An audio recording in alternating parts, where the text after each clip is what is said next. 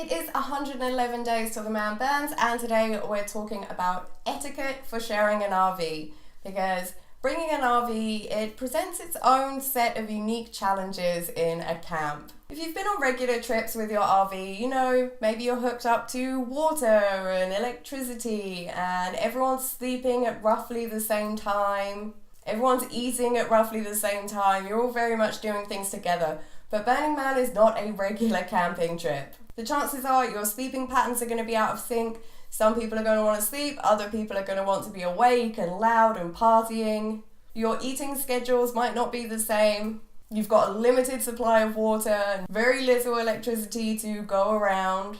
And you know, you're in a very small space together. So how can you survive without wanting to kill each other? If you can, try and get a bigger RV. Just because one says it sleeps six on a regular trip. You're not going on a regular trip. You are bringing however many people. If you are filling up to the brim and it sleeps six, you've got six people plus all of their gear for Burning Man. And that includes, you know, all the food, all the water, all the costumes, like everything that you're bringing. It is going to be cramped in there. So even though it's more expensive, if you can stretch to it, I would go for a size up just to make sure you've got a little bit of extra room in there. Otherwise, you're just going to be on top of each other and it will be like living in an episode of Hoarders. I'd say that sleeping arrangements is probably one of the biggest issues if you're sharing an RV. If your sleeping schedules are not synchronized, like how are you going to deal with that? So if you've got someone that's asleep and everyone else is awake and they want to be making noise and doing things, like what's the rule on that? Like, how do you decide when it's sleeping time and everyone needs to be a bit quiet in the RV so people can sleep, and when it's not quiet time and everyone can be awake and loud if they want to be, even if someone's decided to sleep at that time? It's really important to figure that out as a ground rule so you don't have like tensions and tempers flaring because someone's trying to sleep, someone else is being noisy, and grouchiness ensues. One of the easiest solutions is to bring along a couple of spare tents, and that way you've always got somewhere to send people that are sleeping if everyone else is awake and wants to be able to use the RV and make noise without irritating that person. And yes, sleeping in a tent outside when you have an RV, especially if it's daytime and it's really hot, it can suck.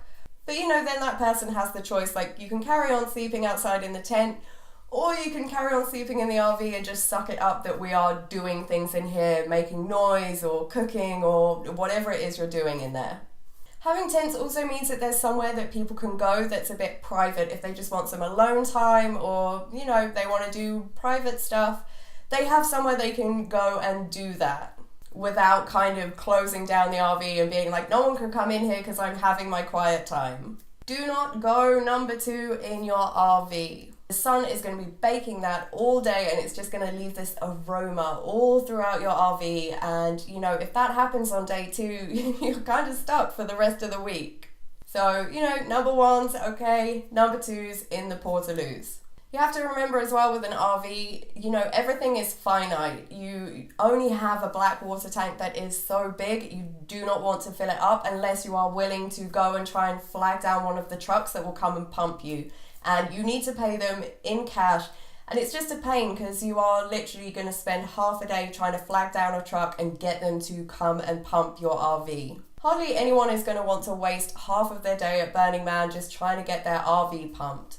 So it's far easier to just, you know, use the portaloos for your number 2's. Your grey water tank and your water supply is also finite, so it's going to be military showers or no showers at all. If your group is going to be showering in the RV, then it's a good idea to put a cap on it. You don't want people taking like 2 or 3 showers a day because your grey water tank is going to fill up. You could end up running low on water. So it's best to establish that before, like, are you guys going to do showers? Are you reasonably going to have enough water and enough space in the grey water tank to do it?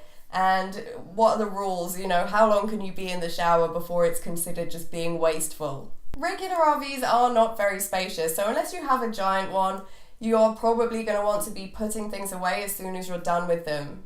It's really easy in RVs for things to just get messy really fast, and then it becomes hard to find things start getting lost or damaged, people start getting frustrated by it. It's just much easier to be putting things away all the time and not having to deal with that kind of stress. It's not always possible to have like a specific spot for everything, but if you all have bags or something, then maybe that's your solution. Anything that is yours, once you are done with it, it goes back in your bag. Another solution again is to have an extra tent where you all put stuff. So maybe all of your costumes are going to go in one tent, and then you don't need to have all of that stuff in your RV. Electricity is another finite resource that you don't want to waste if you can help it, so make sure everyone is turning off lights, unplug any electrical appliances that you don't need.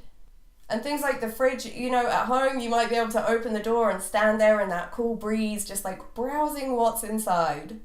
But at Burning Man, you do not want to do that. It should be like a quick open, grab, close. So, ask anyone, do any of you guys want anything from the fridge? Open, grab, close. It's best to do cooking at night or in the early hours of the morning because in the day it is burning hot. And you don't want to add to that by having the oven on. So any cooking you want to do, it is best to do it at night, or if you know that you're all going to be out all day and the RV will have time to cool down before you all return. But in the day it's much better to use the microwave because it doesn't generate that much heat compared to an oven. Cleaning RVs is a huge problem, and if you've rented one, you're going to want to have it really sparkling clean before you return it because there are some hefty fees if you don't.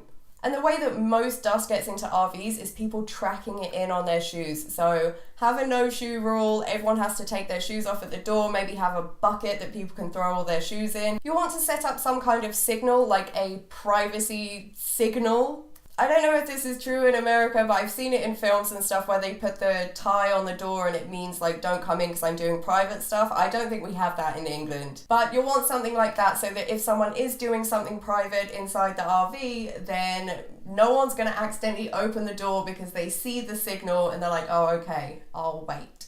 Even if you bring a spare tent for people to be able to get some privacy in, it's still a good idea to just have that signal just in case. Someone might want to quickly get changed inside the RV and they don't know when the other campmates are going to be coming back and they don't want anyone to just like open the door where they're like half naked getting changed. So yeah, set up a privacy signal with your campmates so no one accidentally sees something that maybe they didn't want to see. Another thing you want to watch out for or kind of set some ground rules on is bringing people back to the RV. Those finite resources that you have, if someone comes into your RV, the chances are they might want to use the toilet, and so you're going to need to tell them, like, you cannot do a number 2 in there. You can go for a quick wee, but you can't poop in there.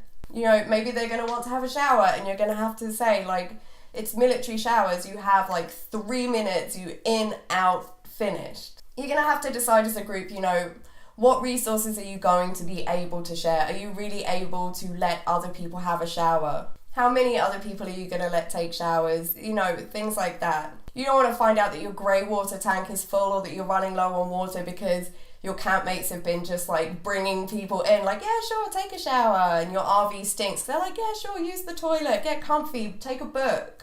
For a lot of groups in RVs, they just don't really let other people take showers because they're probably only taking like 1 or 2 showers throughout the week themselves and they don't want to give that up to someone else.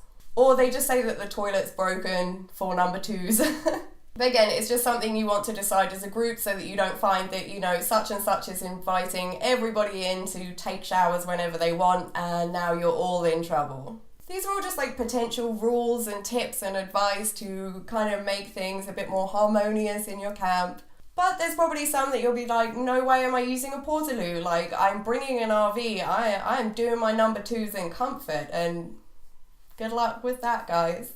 But what I'm saying is it's really worth laying down the rules for the RV, especially if it's a rented one. And chances are you have got a long drive in to Burning Man to chat about all these rules and discuss as a group what you think is reasonable, what you think is unreasonable, and just get everyone on the same page so you don't end up with any tensions or frustrations in your camp because people are doing things that other people don't like. So I hope this was helpful, and I will be doing some other videos on RVs, like tips for keeping it clean and how your RV can actually survive Burning Man. So those will be up at some point when I get around to filming them. So I hope this was helpful, and if any of the rest of you have any like RV rules and etiquette that you think should be added, let us know in the comment section below. And if you see me at Burning Man this year, feel free to come and say hi to me. Bye guys.